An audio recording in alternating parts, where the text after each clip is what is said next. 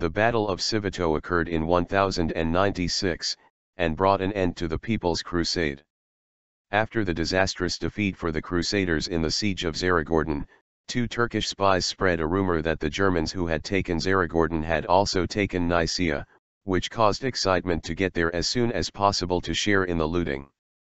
Of course, the Turks were waiting on the road to Nicaea.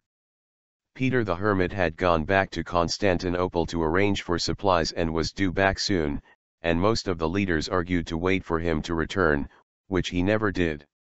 However, Geoffrey Burel, who had taken command, argued that it would be cowardly to wait, and they should move against the Turks right away.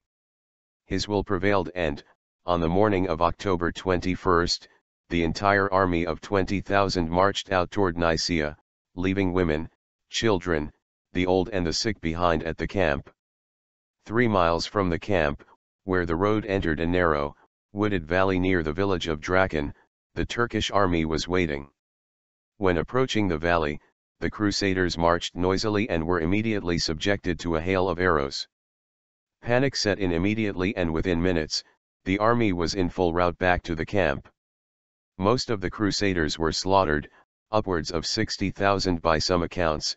However, women, children, and those who surrendered were spared.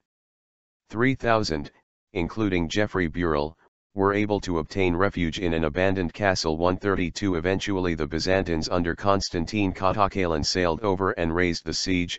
These few thousand returned to Constantinople, the only survivors of the People's Crusade.